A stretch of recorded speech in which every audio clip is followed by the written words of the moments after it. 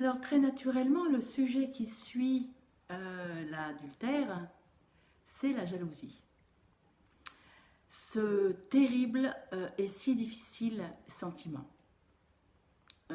J'étais étonnée aujourd'hui parce que justement j'ai écouté une vidéo de Eric Emmanuel Smith qui disait exactement la même chose que moi. Alors peut-être c'est moi qui lui ai piqué ces paroles, mais j'avais vraiment le sentiment que j'avais déjà ces paroles en moi. J'ai beaucoup réfléchi à ça avec toutes ces consultations que j'ai pu avoir depuis des années où l'on me confie ces infidélités, encore un vilain mot, alors que peut-être qu'on est fidèle à une vie et puis qu'on a juste besoin de se mettre en vie en allant goûter un petit peu à l'extérieur. La jalousie, et c'est ce qu'il dit, et je répète ces mots parce que tellement c'est évident que chaque relation, de même que nous-mêmes nous sommes chacun uniques, il n'y a pas deux visages pareils, il n'y a pas deux corps pareils, il n'y a pas deux caractères pareils. Nous sommes uniques. Donc forcément, une relation avec quelqu'un d'autre est absolument unique. Alors comment être jaloux d'une relation qui n'a rien à voir avec la relation que l'on a déjà avec la personne concernée? Et peut-être si l'on aime vraiment, au contraire, nous devrions être heureux que notre partenaire vive une situation qui le met en joie, vive une situation qui lui redonne un élan de vie. Sachant qu'en plus, de toute façon, passer ces scintillements, ces pétillements de phéromones, le sentiment extrêmement amoureux qui rend dépendant, qui rend l'autre personne euh, indispensable, incontournable, de toute façon, ça s'estompe.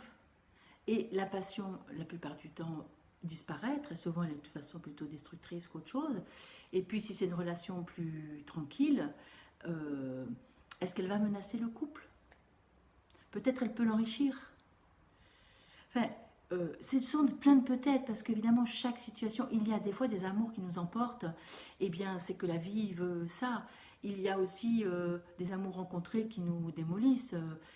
Moi, dans tous les accompagnements transgénérationnels, j'ai eu des situations incroyables, dont une fois une femme qui a fait une tentative de suicide après être tombée amoureuse à l'extérieur de son couple. Et finalement, on a découvert en transgénérationnel que ses propres parents s'étaient mariés loin de la famille, certainement pour faire l'amour, et que le jour de leur mariage, les deux témoins ont été tués. Donc forcément, dans sa programmation, c'était si je suis amoureuse et si j'ai envie de faire l'amour parce que je suis amoureuse, c'est la mort. Et des tas de situations, chaque situation est absolument unique. Mais par rapport à la jalousie, parce que c'est ça qui va détruire, c'est ça qui va faire très souvent qu'on ne supporte pas que notre partenaire légitime, habituel, notre mari, notre Pax, enfin bref, notre compagnon officiel et puis normalement pour la vie et une aventure amoureuse à l'extérieur, c'est la jalousie qui nous ronge quand peut-être on pourrait remplacer par fais-toi plaisir, aime la vie, pétille, reviens à la maison dans cette joie. Par contre, je suis là, respecte-moi, sois quand même attentif à moi, d'une autre façon. Et ça peut exacerber la tension. Ça peut, comme il y a des choses à l'extérieur, et bien ça demande plus de présence à l'intérieur de soi, et du coup de présence à l'autre. C'est une possibilité. Parmi toutes les configurations, il y a cette possibilité que de ne pas manifester la jalousie, même ça désamorce l'histoire extérieure. Ou bien ça la laisse vivre parce que de toute façon, ça la laisse vivre parce que de toute façon, ce qui est, est. C'est impossible de défaire les choses. Voilà, quelques réflexions, j'attends vos réactions. Bien sûr, c'est toujours en forme de questionnement. Ce sont les nombreuses consultations qui me font m'interroger. Parce que sur ce qui est en général politiquement correct, j'ai vu tellement de drames. Et puis j'ai aussi vu tellement de séparations où avec le temps, en voyant les deux partenaires refaire leur vie, c'est mon jugement, je me dis dans le fond, était-ce vraiment des bonnes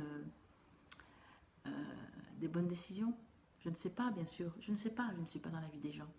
C'est mon observation qui me laisse penser que avant de faire tout craquer parce qu'il y a une adultère et tout simplement l'autre qui est allé voir la vie, peut-être s'interroger mais pourquoi je ne sais pas le mettre en vie comme ça et soi-même se remettre en vie. Il y a des tas de stages, des tas de choses pour vous aider à vous remettre en vie. Voilà, Anne, femme, sage-femme.